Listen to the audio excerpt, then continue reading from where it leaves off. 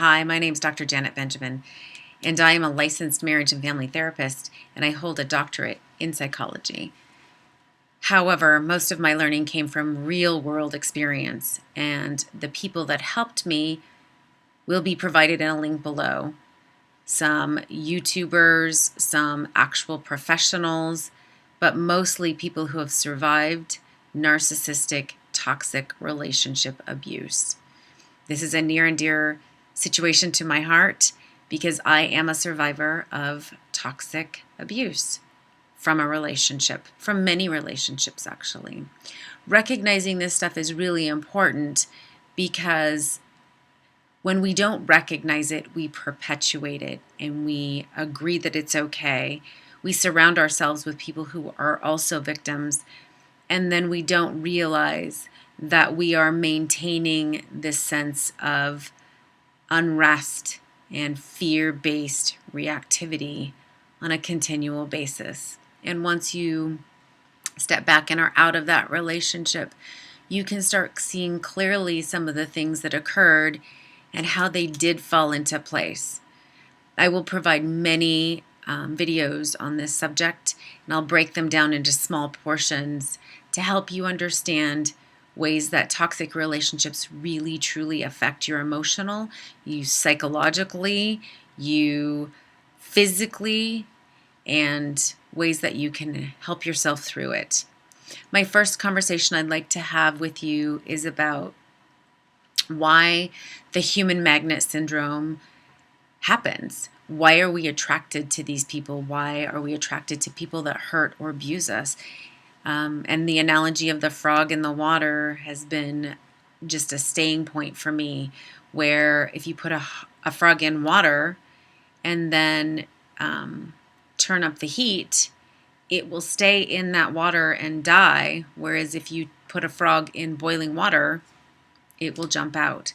So we don't understand that it's happening and the brainwashing is occurring until someone points it out or there's a realization or an awakening of some kind. So a concept that I'd like to share with you today is from a company called Arbinger. Arbinger tends to research and understand and help people understand the way that relationship in its truest form should be. There is really only one emotional state. It is a state of fight, flight, or freeze. So we are in protective mode or survival mode, or there's a lack of protective mode, survival mode, and there's a sense of safety. So when you're in a non-fight, flight, or freeze mode, there is actual relationship. I like to think of it as a window. You see other people and you see yourself. You have a sense of self, a sense of self-empathy, a sense of empathy for others, and you're able to understand what their needs are and your needs, and your value comes from yourself. The opposite of that is a state of fight, flight, or freeze, or protective mode, and your sense of being with another person is competition. So that competition guides your behavior and helps you do things that you wouldn't normally do. It gets you to want others to help you through that stress state rather than doing it yourself. So your value comes from external sources. So if you get them to do something for you, the physical feeling of that stress goes away. If I get another person to say something kind to me, or if I get another person to stop bothering me, then my sense of peace comes back. When in reality, that sense of peace should come from yourself. So the difference is competition versus relationship. In competition, others are seen as a mirror. You can't actually see that other person instead of a window, right? You see only your stress state.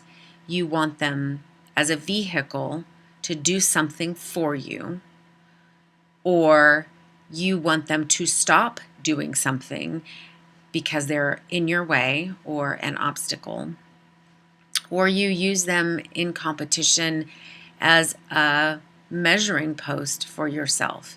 You want them to be worse than you so you feel better about yourself, or you not want them, but they seem better than you so you feel worse about yourself.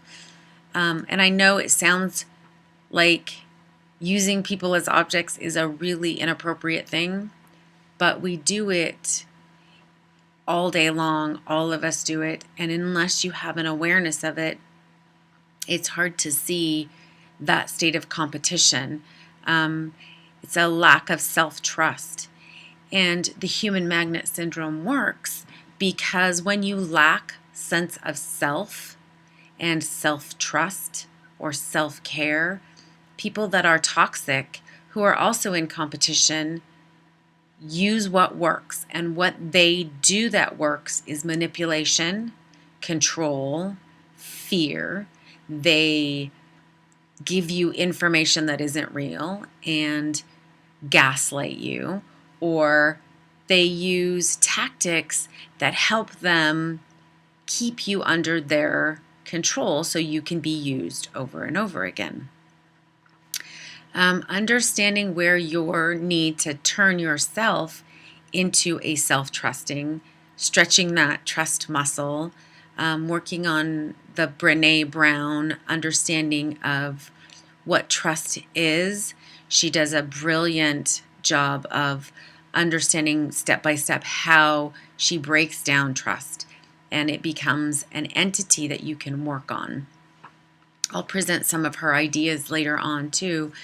But understanding that you have an internal sense of value that you need to pay attention to. So this is where self-care comes into play. And self-care is not just going and getting your hair done. Self-care means knowing who you are as a person and taking care of that person. Self-parenting. If I was my own mother, would I look at that child and criticize or blame or shame that person? No. I would take great care in saying, what's happening for you right now? How are you feeling? Checking in with yourself. Self-parenting is a very important part of understanding how to take care of yourself and build your sense of self-worth.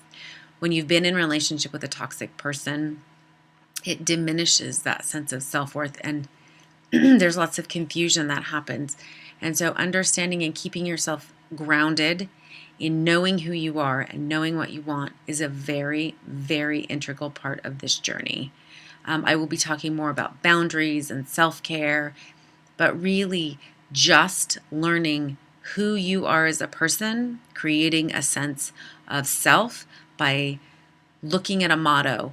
What do I stand for? What do I like? What do I care for? What do I not care for? And really building that sense of self, because toxic people like to use your sense of self and your sense of being to their advantage. So understanding that piece is really what helps you begin to take this journey with me of being a less vulnerable, toxic person victim. So thanks for watching. Subscribe if you like it. Keep up with my videos, and we will be addressing many more topics on self-care and self-help. So for now, take care of yourself. Self-care is essential.